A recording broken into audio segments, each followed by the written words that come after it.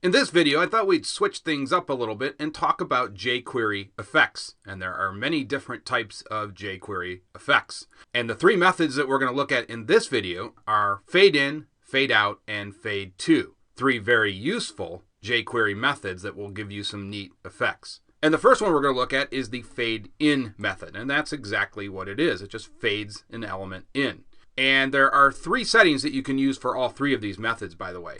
You can use the two keywords slow and fast, and that's exactly what they will do. It'll fade it in slow or it'll fade it in fast, or you can specify specific milliseconds. We're going to just specify specific milliseconds, but you can play around with these two keywords if you want. And here we're specifying 2500 milliseconds. Now, if you want to increase this number, the element obviously will take longer to fade in. Now, in order to fade this in, we need to have something that's hidden or at half opacity. In this case, I just hid our third section here, and I used the hidden keyword. You just enter that into the element that you want to hide, and it will be hidden. And so, of course, we don't see our third section, but we will in a minute because we're going to fade it in.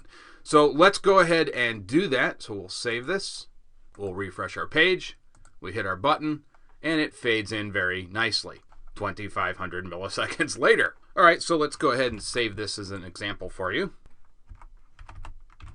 Now let's go ahead and fade out our center section here. So we'll just switch our selector to £center. And we'll just use the fade out method, of course.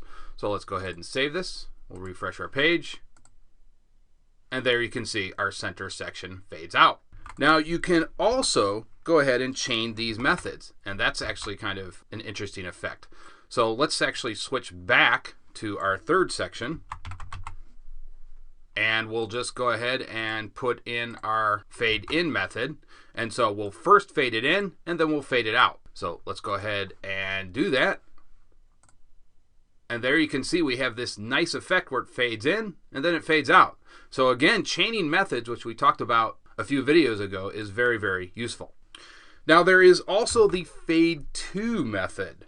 And what that does, and let's actually scroll down here a little bit, it actually allows you to set the opacity setting to a specific setting that you want. And the values are between 0.0 and 1.0. 1.0 obviously at full opacity, and 0.0 will essentially hide the element. So I'll just copy and paste what I have right here. And we need that semicolon, and we have an extra dot. Whoops, let's get rid of that. Okay, so here's the fade to method, of course, and there are two values that we need to set. First, we put in the milliseconds that we want in terms of how long we want the effect to take place. And then, of course, here's the opacity setting. So we'll set this at the halfway mark. So let's go ahead and run this. And there you can see we have our third element at half opacity. So that's how these three effects work. Go ahead and play around with them a little bit. Maybe use these keywords, see how these work. And that's going to do it for this video. I will see you guys in the next video.